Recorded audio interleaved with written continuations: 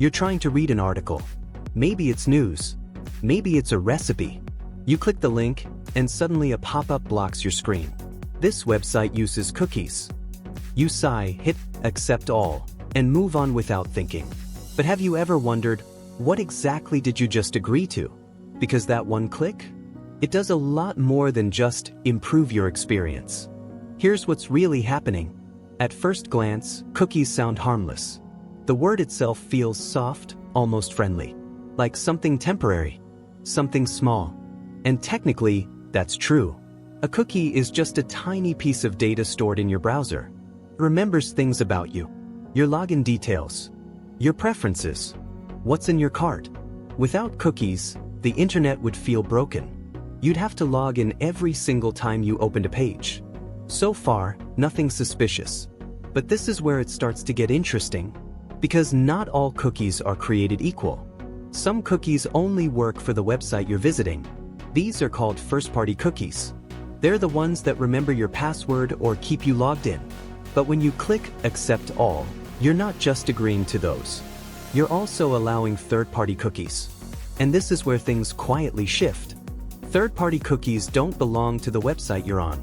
They come from other companies, advertisers, data trackers, analytics firms. They're invisible to you, but they're watching. And not just on one site, across multiple sites. Now pause for a second. You open a shopping site and look at a pair of shoes. You don't buy them. You leave. Then later, those exact shoes show up on another website. Then on your social media. Then again somewhere else. That's not coincidence. That's cookies working behind the scenes.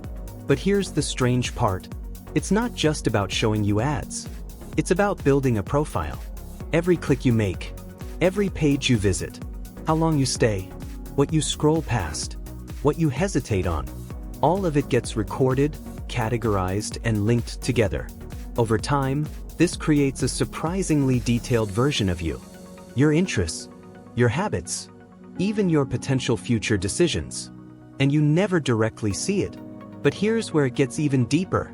When you hit Accept Cookies, you're often agreeing to dozens, sometimes hundreds, of different tracking systems at once. Not just one company, a network of them. These systems communicate with each other in milliseconds. They share data through something called real-time bidding. This is where it gets strange. The moment you open a web page, advertisers compete in an instant auction to show you an ad. And the decision is based on your behavior, your history, your profile. This entire process happens faster than you can blink. You don't see it. You don't feel it. But it's happening every time you browse. Now remember that simple Accept All button? That's what unlocked it. But here's the part most people don't realize. Even if you click Reject, you're not completely invisible. Some tracking still happens. Because certain cookies are considered essential.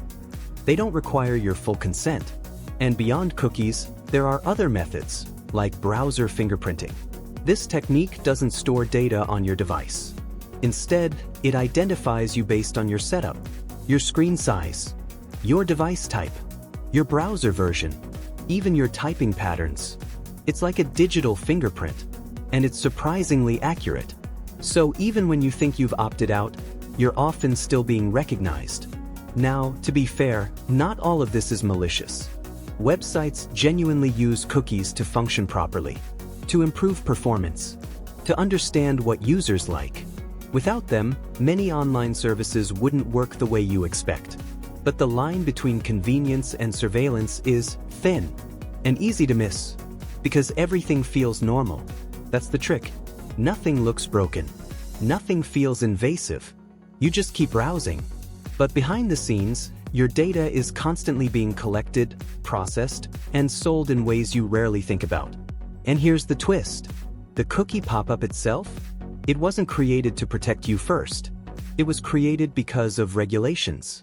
Laws like GDPR forced websites to ask for permission. Not because companies wanted to, but because they had to. So those banners you see everywhere? They're not just helpful reminders. They're legal shields, designed to get your consent as quickly as possible. Which is why the Accept All button is always big, bright and easy to click. And the reject option? Usually buried. Slower. More complicated. Because the faster you click accept, the better it is for them. Now think about your own habits. How many times have you actually read what you're agreeing to? Exactly. So what does all of this mean for you? It doesn't mean you need to panic or stop using the internet. But it does mean that your attention, your clicks, your behavior, they have value. And they're being used. So next time that cookie banner pops up, pause for a second. Look at the options. Maybe adjust your settings. Maybe reject some tracking. Maybe not all, but at least be aware. Because that one small click? It's not just a formality. It's permission. And once you understand that, you start to see the internet a little differently. If you found this interesting, go ahead and like the video and subscribe for more simple things with surprising stories behind them.